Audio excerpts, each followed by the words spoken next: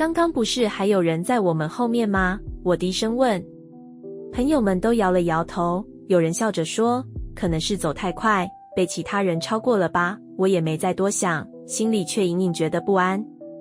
终于到了观景平台，我们选了一个好位置，铺开简单的垫子坐下，等待倒数的时刻。烟火开始的时候，大家的目光全都集中在夜空中绚烂的火光，每个人都在惊呼、拍照，将这一刻牢牢记录下来。然而，在我举起手机准备拍一张全景时，我的目光扫到了平台边缘的某处，一个模糊的身影站在远处的阴影里，似乎一直在盯着我们。